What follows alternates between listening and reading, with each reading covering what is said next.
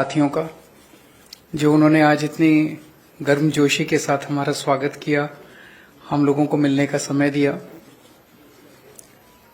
अभी उनके साथ काफी लंबी बातचीत हुई। बातचीत का विषय आप लोग जानते ही हैं कि दिल्ली के लोगों ने बहुत लंबा संघर्ष करके, दिल्ली के लोग वोट डालते हैं, वोट डाल के एक सरकार चुनते हैं और उम्मीद करते हैं कि वो सरकार उनके सपनों को, उनकी जरूरतों को पूरा करेगी। और यही हमारा संविधान कहता है, यही भारतीय जनतंत्र है। लेकिन 2015 में जब हमारी सरकार बनी थी दिल्ली में, तो फरवरी में हमारी सरकार बनी और मई के महीने में मात्र 3 महीने बाद मोदी सरकार ने एक नोटिफिकेशन जारी करके हमारी सारी शक्तियां छीन ली। ब्यूरोक्रेट्स के ऊपर जो कंट्रोल होता है एक चुनी हुई सरकार का, अफसरशाही के ऊपर, ऑफिसर्स की ट्रांसफर पोस्टिंग, कोई ऑफिसर काम ना करे तो उसकी डिसिप्लिनरी प्रोसीडिंग्स, गलत काम करे, भ्रष्टाचार करे उसके खिलाफ एक्शन, नई पोस्ट क्रिएट करना, रेगुलराइजेशन करना, ये सारी जितनी भी शक्तियां थी वो सारी शक्तियां उन्होंने एक नोटिफिकेशन जारी करके छीन ली दिल्ली सरकार से, आम आदमी पार्टी की सरकार से। उसके बावजूद हमने काफी काम किया और इतना काम किया कि अगली बार फिर हम भारी बहुमत से जीते। 70 में से 62 सीट आई हम लोगों की। लेकिन 8 साल की कोर्ट कचहरी की लड़ाई के बाद 11 मई को सुप्रीम कोर्ट की संविधान पीठ ने, कॉन्स्टिट्यूशन बेंच ने 5-0 से फैसला दिया कि सारी शक्तियां चुनी हुई सरकार के पास होनी चाहिए। अगर चुनी हुई सरकार के पास अफसरशाही पे कंट्रोल करने की शक्तियां नहीं होंगी तो वो सरकार काम नहीं कर सकती, चुनी हुई सरकार काम नहीं कर सकती, और ये संविधान के खिलाफ है। बहुत क्लियर ऑर्डर था, स्ट्रांग ऑर्डर था। हमें अपना अधिकार, दिल्ली के लोगों को अपना अधिकार पाने में 8 साल लग गए, लेकिन मोदी जी को 8 दिन लगे। 11 मई को सुप्रीम कोर्ट का ऑर्डर आया और 19 मई को प्रधानमंत्री जी ने अध्यादेश पारित करके सुप्रीम कोर्ट के ऑर्डर को कैंसिल कर दिया, पलट दिया। 19 मई को क्यों किया? 19 मई की शाम को 5 बजे सुप्रीम कोर्ट बंद हो गया, वेकेशन हो गई सुप्रीम कोर्ट की। 5 बजे वेकेशन हुई, रात को 10 बजे रात के अंधेरे में मोदी सरकार ने अध्यादेश जारी करके सुप्रीम कोर्ट का ऑर्डर कैंसिल कर दिया। यही दिखाता है कि उनके दिल में काला था। अगर वो 2 दिन पहले सुप्रीम कोर्ट का वो अध्यादेश जारी करते, हम सुप्रीम कोर्ट से जाके स्टे ले आते। लेकिन अब सुप्रीम कोर्ट बंद है, तो अभी हमें महीना भर रुकना पड़ेगा। जब सुप्रीम कोर्ट खुलेगा हम सुप्रीम कोर्ट भी जाएंगे। लेकिन ये अध्यादेश जब संसद के अंदर आएगा, तो संसद में, लोकसभा में तो बीजेपी की मेजोरिटी है, लेकिन राज्यसभा के अंदर बीजेपी के मेजोरिटी नहीं है। 238 में से 93 केवल बीजेपी के हैं। तो अगर सारी नॉन बीजेपी पार्टियां मिल जाएं तो इस अध्यादेश को हराया जा सकता है, इसे गिराया जा सकता है। और अगर ये अध्यादेश गिर गया तो आप ये मान के चलिए कि 2024 का सेमीफाइनल हो जाएगा। राज्यसभा के अंदर अगर इनका अध्यादेश बिल नहीं बन पाता और हार जाता है, पूरे देश में बहुत स्ट्रांग मैसेज जाएगा कि मोदी सरकार दोबारा नहीं आ रही है।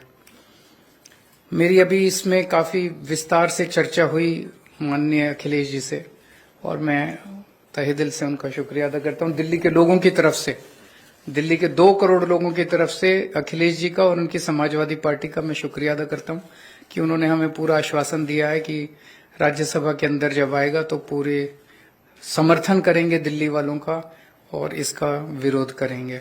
मैं अब अखिलेश जी से रिक्वेस्ट करूंगा कि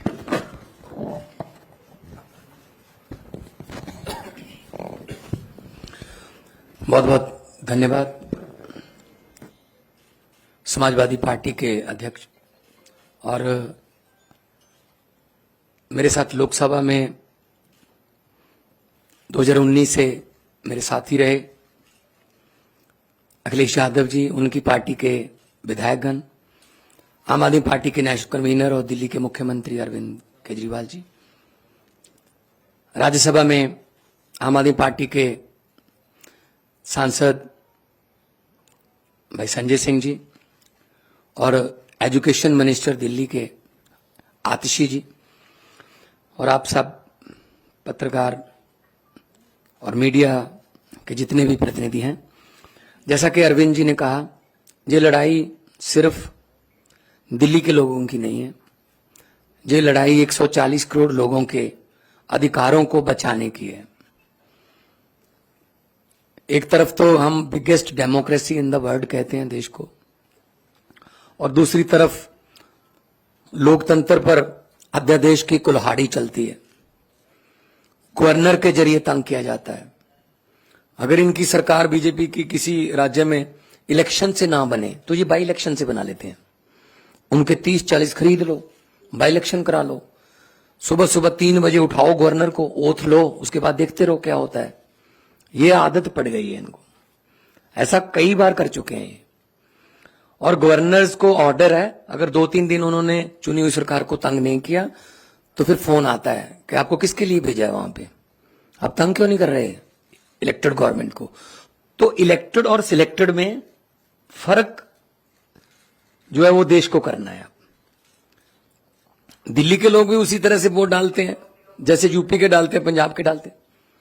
दिल्ली के लोगों, दिल्ली के मंत्री भी वही संविधान की ओथ लेते हैं, दिल्ली के मंत्री, दिल्ली के मुख्यमंत्री वही संविधान को फॉलो करते हैं। पंजाब में भी वही होता है। और दिल्ली देश का दिल है, वहां दिल्ली में मूल निवासी जो है दिल्ली में पूरे देश के हैं। यूपी से बहुत से लोग हैं दिल्ली में, पंजाबी बहुत हैं दिल्ली में, कर्नाटका से बहुत लोग हैं दिल्ली में, महाराष्ट्र से हैं, आंध्रा से हैं, उड़ीसा से, बंगाल से, देश के हर हिस्से से लोग दिल्ली में रहते हैं। तो इसका मतलब इन्होंने पूरे देश पर कुल्हाड़ी चलाई है। चलो ये तो एलजी कर रखा है कि फुल स्टेट नहीं है, एलजी वहां पे सरकार रहेगी। फुल स्टेट को कौन सा काम करने देते हैं। मैं अपनी एग्जांपल देता हूं, पंजाब में 117 में से 92 हमारे विधायक हैं, और हमने इस बार बजट सेशन बुलाने के लिए राज्यपाल को पत्र लिखा। उन्होंने कहा जी मैं बजट सेशन बुलाने के लिए आपको इजाजत नहीं दूंगा, पहले आप मेरा ये काम करिए, ये काम करिए। तो हम सुप्रीम कोर्ट गए, सुप्रीम कोर्ट ने कहा कि आपको बजट सेशन बुलाने के लिए इजाजत देनी पड़ेगी। उसके बाद कहा राज्यपाल ने कि जो भाषण मुझे लिख के दिया है, जो विधानसभा में पढ़ना होता है, कहता उसमें मैं माई गवर्नमेंट नहीं कहूंगा। तो जी हम फिर सुप्रीम कोर्ट गए जी, तो सुप्रीम कोर्ट ने कहा you have to read it word by word. मतलब अगर राज्यपाल ये कह रहा है किसी स्टेट का कि ये मेरी गवर्नमेंट नहीं है, तो किसकी गवर्नमेंट है फिर पंजाब में। ये राज्य भवन जो है ये बीजेपी के हेडक्वार्टर बन चुके, और जो राज्यपाल हैं नॉन बीजेपी स्टेट्स के वो स्टार कैंपेनर बन गए हैं बीजेपी के। तो ऐसा पहले अखिलेश जी, उनकी सरकारें भी झेल चुकी हैं। ऐसा किसी भी प्रदेश के लिए अध्यादेश आ सकता है कि जी बस आप खत्म हम शुरू।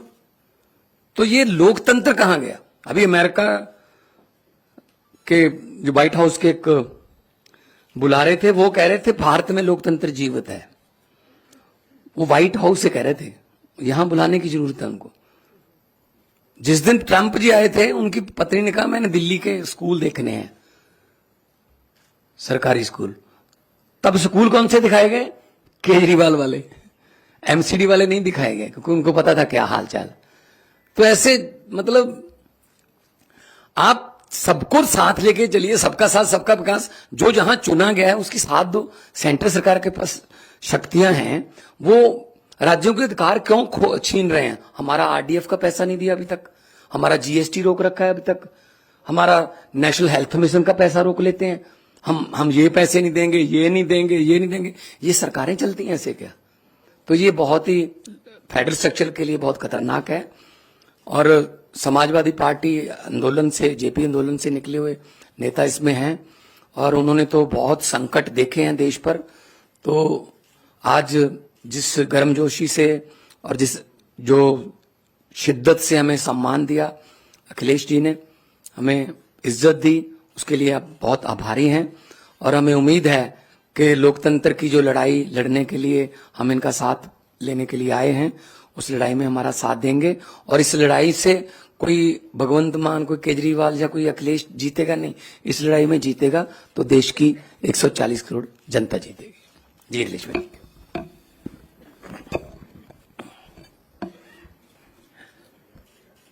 दिल्ली के मुख्यमंत्री अरविंद केजरीवाल जी, पंजाब के मुख्यमंत्री मान साहब, मैं सबसे पहले उनका स्वागत करता हूं और उनका धन्यवाद और आभार भी प्रकट करता हूं।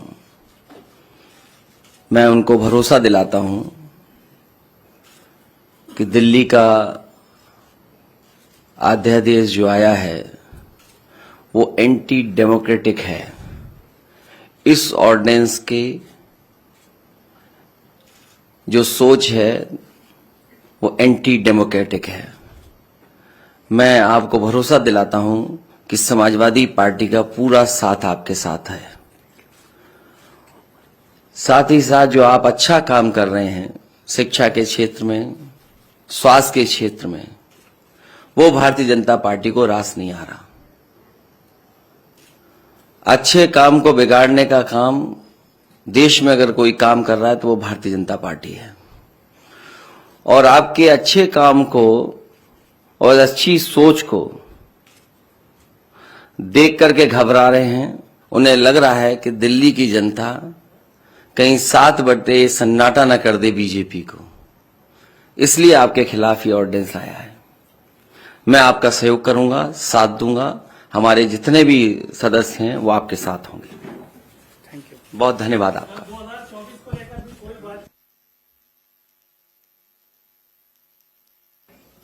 आज उसके बारे में कोई बातचीत नहीं हुई। आज हमारी इस अध्यादेश के बारे में बातचीत हुई। बाकी हम सब लोग साथ हैं। देश को बचाने के लिए हम सब लोगों को मिलकर जो भी करना पड़ेगा हम सब करेंगे।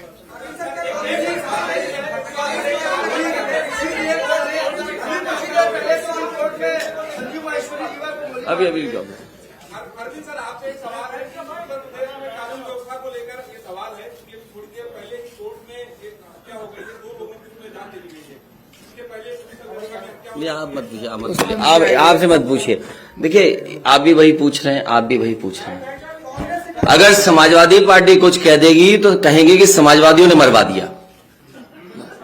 बहुत धन्यवाद आपका। ये बात आप समझते हो, इसलिए मुझे बोलना नहीं है। आइए।